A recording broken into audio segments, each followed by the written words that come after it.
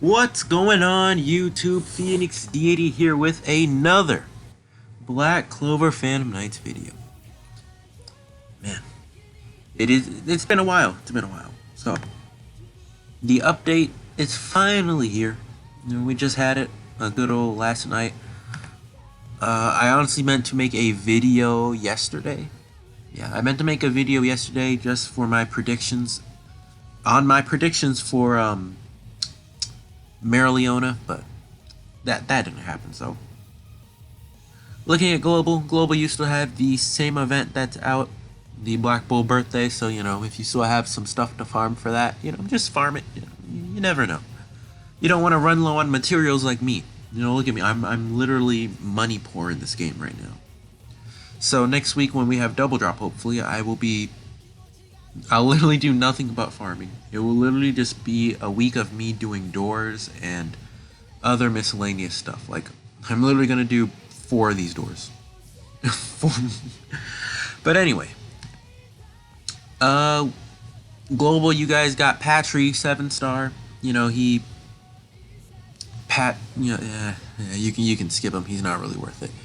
Then you got Null Julius, 7-star as well. These characters really aren't that worth it. So, yeah, I honestly don't recommend you guys go for them. I mean, unless you are a fan, of course, because if you're a fan, whatever keeps you playing the game longer will keep you happier, this, that, the other, etc. So, personally, there isn't really even, like, competitive, I'd say, but if you are competitive in this game, then I wouldn't really go for them. You can pretty much clear a tower with essentially whatever you want as long as it's somewhat recent, so keep that in mind. Next up, we're going to be looking at JP.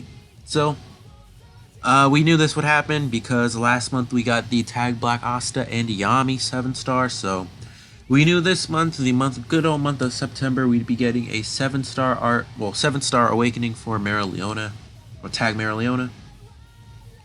1720 overall, 6,250 HP, 1,350 attack, 350 defense, 750 speed, 350 intelligence, and 250 luck. So, overall,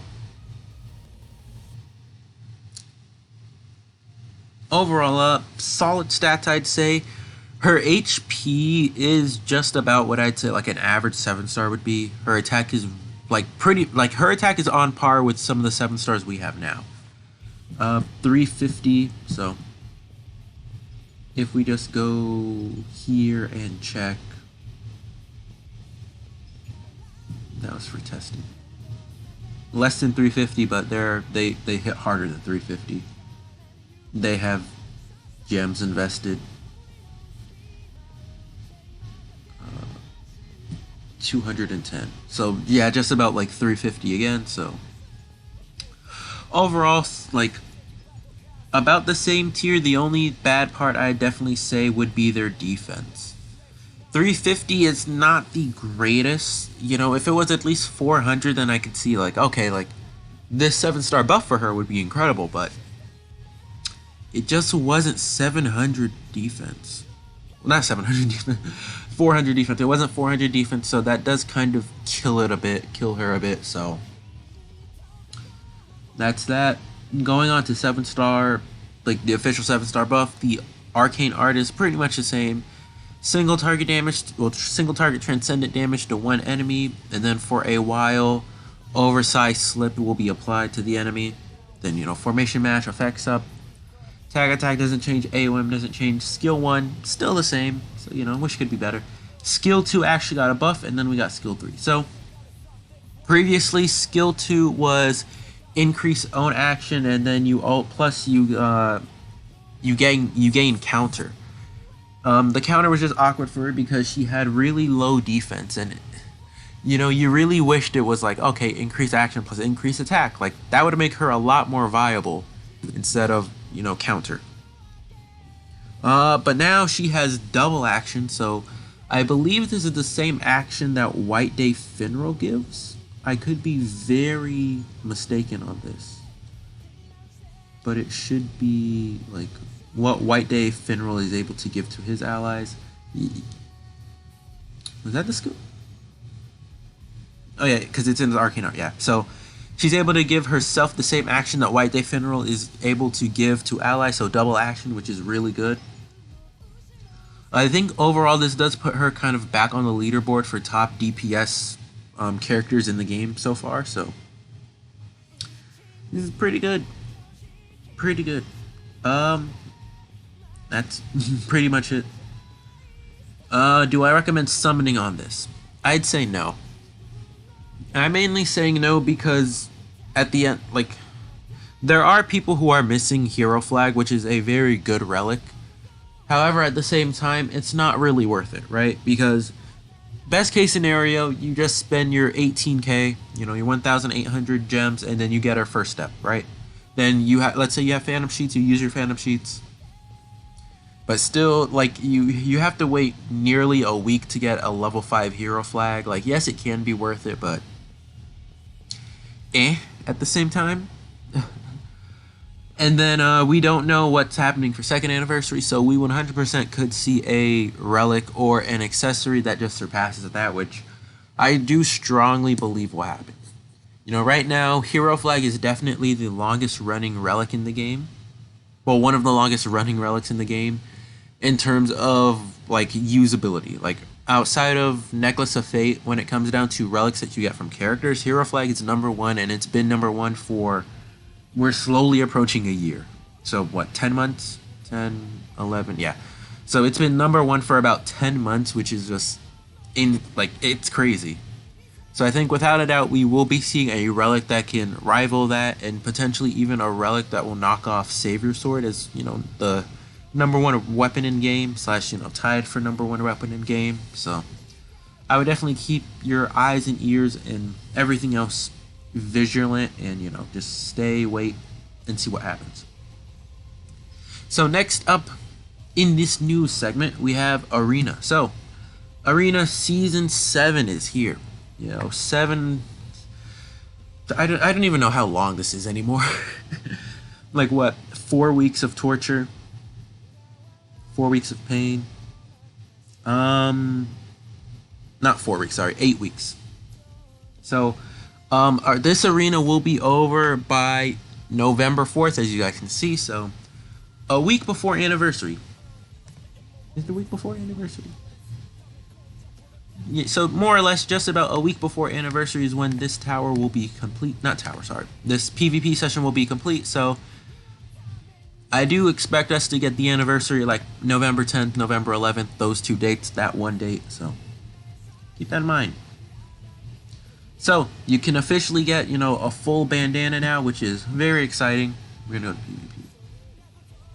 Yes, I have 4 losses. I've been going through it. Just been going through it. There we go. So now the price was greatly reduced from the 7,500 to 300. So overall, that is a better price. I did test out the bandana, and it's honestly nothing special. Give me 1 second, please. Okay, so I have the Discord pulled up. I'm just not gonna show it on screen. So the bandana, as we know, it was seemingly to be, well, we believed it would be like a really good relic when you've maxed it out, mainly because it is actions plus crit rate, and some people have been wanting crit rate for quite a bit. But sadly, overall, it's not as great as you would think it is. So I tested this in 5 runs. I can show you the setup since it doesn't really matter. People, if you want to replicate it or whatever, like, this was just it. I hopped into a defense quest, and then I just let loose and I countered. So I did 5 runs in round 1. There was 38 total hits, and 10 of them were criticals. Round 2, it was 40 total hits and 15 criticals. Round 3, round meaning just like fight 3. Like, well, no. I used Heath's final stage, so there's no like other battles for that. So I'm calling round like attempt. Like, so yeah. So attempt 3 was 38 total hits and 10 crits. Attempt 4 was 37 total hits and 9 crits, and the same for attempt 5, which was 34 total hits and 9 crits. So averaged them all out, add together, divide by 5, all that good stuff, and on average, well, yeah, at least for my average between my 5 runs, there was about a 28% increase of crit with the bandana. So now, what does that mean? I'm just spewing big numbers. So it means that I'm more confident saying like between 30 and 25%, just because I feel like that's more realistic, for matches. But 30/25% chance of you critting whenever you attack / use a skill. That's just flat out what happens with the bandana. Does this stack with crit? This does stack with crit. So you can essentially have 2 crit rates up, but there kind of isn't really a point. So the best way to think about this is that this relic itself is think of the relic as an external buff, and the fights that you think of this as an internal buff, sorry.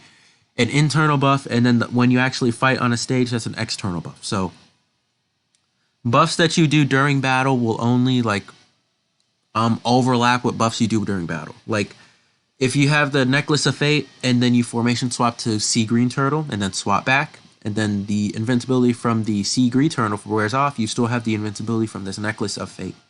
So it does stack more or less. However, because it's not really a definite thing for crit for some characters, I don't know. Well, some characters meaning Tag Magna, sorry, I was thinking. Where if you can't combine this with a unit that's, with Tag Magna, and technically you do have a higher chance to crit, but you already have a pretty high chance to crit after you use Tag Magna's AOM, so you're just going to keep that 25 to 30% extra chance to crit on, the attacks where you don't crit, so it's really just up to you whether you want to use it or not. Now that I have 1, I most likely won't use it again. The reward for this PvP is the same bandana, so sadly we have to endure 8 more weeks to get another one, when I'd much rather get a demon binding blade, so I'll probably just get that through shop. But yeah, I think that's it. I covered everything, talked about Mereoleona. Oh, the shop. So the shop did update, and I'm really running low on materials and such. The shop did update, and yes, we do have some Awakening Gems in shop now. I'm really happy to see these, but sadly I don't have all the boosted characters. I only have 3, so I am missing the Mereoleona and Yukida Noelle. So sadly I won't be able to farm these, mainly because it takes too long. If anything, I'll just stock up on Crest, because I do know, once again, 2nd anniversary is coming up. I'm going to say this in just about every video I put out until, the time's actually here.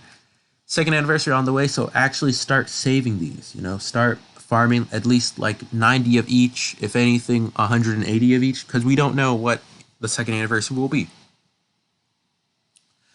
Just like half anniversary, we expected 2 banners, but we only got 1.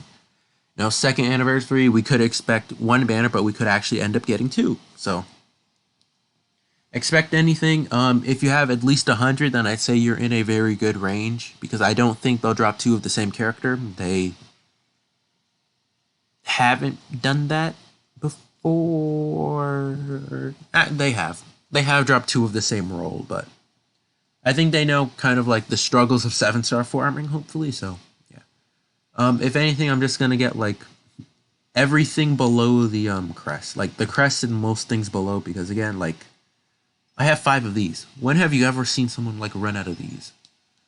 So yeah, I'm mainly waiting for double drop partially as well. Just have a lot of things at the farm, save, and all that good stuff. So that will wrap up today's video for, the sum up for the maintenance. I think the game is, Could be doing better, could be doing worse, but it's actually okay. Let me change my background because it's not... Well, it's still summer, but... Let's go with cherry blossoms. Street cherry blossoms. Okay, so, yeah. That's actually it looks nice with the 7-star art. But yeah, we're going to wrap it up here. You know, like, comment, subscribe, all that juicy YouTube stuff, you know. And I will catch you guys in the next one, you know. Stay safe out there, and peace.